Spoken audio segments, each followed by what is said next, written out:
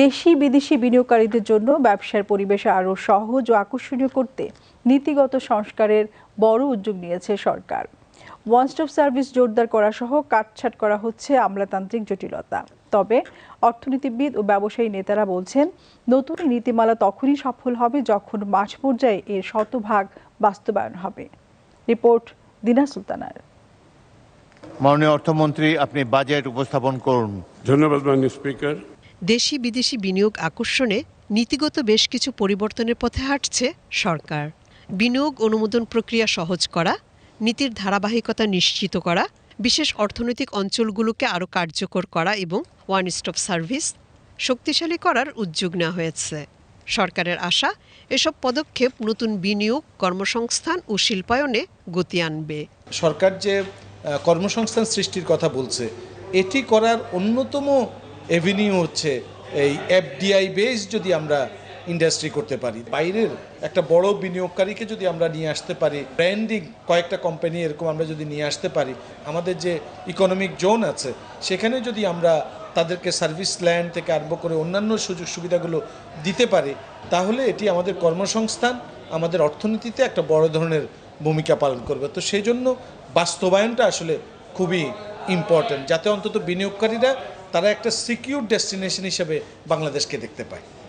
সরকারের এই উদ্যোগকে ইতিবাচক হিসেবে দেখছেন ব্যবসায়ীরা। তাদের মতে, দ্রুত সেবা নিশ্চিত করা, করনীতিতে স্থিতিশীলতা বজায় রাখা এবং প্রশাসনিক জটিলতা কমানো গেলে বিনিয়োগকারীদের আস্থা আরও বাড়বে। সবচেয়ে ইম্পর্টেন্ট যেটা হলো ব্যাংকিং সেক্টরে যে অস্থিরতাটা আছে, এটা নিয়ে সরকার একাধিক সলিউশনস নিয়ে ওনারা চিন্তাভাবনা করছেন। অভ্যন্তরীণ এবং বহিরাগত যে চ্যালেঞ্জের মুখে ব্যবসারা বিপদে পড়ে গেছে, এদের জন্য একটা ৬০,০০০ কোটি টাকার একটা প্রণোদনা প্যাকেজ করেছেন। এনবিআর এর একটা ডিজিটাল মুভ। তো এই সব কিছু যদি সরকার সামনের দিন আগামী ১ বছর ১.৫ বছরের মধ্যে বাস্তবায়ন করতে পারে, মানুষের মধ্যে ব্যবসায় আস্থাটা ফিরিয়ে আনবে। অর্থনীতিবিদদের মতে, নীতিগত ঘোষণা গুরুত্বপূর্ণ হলেও সাফল্যের মূল চাবিকাঠি বাস্তবায়ন।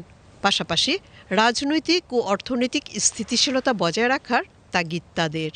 সমস্যাগুলি তো আমরা জানি, সরকারও জানে, সেজন্যই তো তারা কমিটমেন্ট দিয়েছে, কিন্তু কাজটা দেখাতে হবে, সেটাই হচ্ছে সবচেয়ে গুরুত্বপূর্ণ। বিনিয়োগের সাথে সব কিছু জড়িত।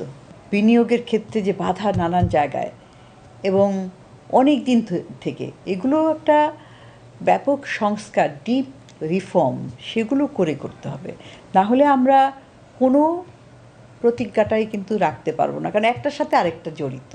ইনভেস্টমেন্ট কর্পোরেশন অব বাংলাদেশের চেয়ারম্যান অর্থনীতিবিদ আবু আহমেদের মতে, বৈশ্বিক বিনিয়োগ প্রতিযোগিতায় এগিয়ে থাকতে হলে আমলাতান্ত্রিক জটিলতা কমানো, দ্রুত সিদ্ধান্ত গ্রহণ, ব্যাংক ঋণের সুদহার যৌক্তিক পর্যায়ে আনা এবং অবকাঠামো ও সরকারি বিনিয়োগ আরও শক্তিশালী করা এখন সময়ের দাবি। আমাদের এখানে বড় বড় শিল্প গোষ্ঠী বিদেশ থেকে ফরেন এক্সচেঞ্জের লোন নিচ্ছে, এবং তাদেরকে যখন জিজ্ঞাসা করা হলো তোমরা লোকাল ব্যাংক থেকে কেন নিচ্ছ না, তারা বলে এখানে কস্ট অফ বরোইং হাই। সুদের হার কমাতে হবে, সরকারের হাতে যে সমস্ত আইডেল বা ইনঅ্যাক্টিভ এন্টারপ্রাইজেস বা কোম্পানিজ আছে বা অ্যাসেটস আছে সেগুলো বিক্রি করে দিতে হবে থ্রু স্টক মার্কেট প্রেফারেবলি।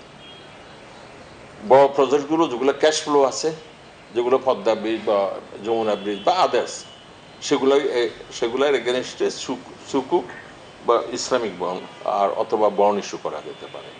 এসব যদি না করি, শুধু আমরা বসেই আমি থাকলাম, ইকোনমি অন চলবে না। সত্য কথা বলতে কি, ইকোনমি চলতে হবে, সরকারকে লিড দিতে হবে, না হলে প্রাইভেট সেক্টর কখনোই এগিয়ে আসবে না।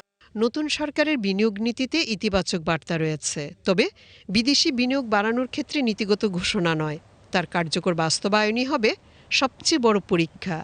এমনটাই অভিমত সবার। দিনার সুলতানা, বিটিভি নিউজ।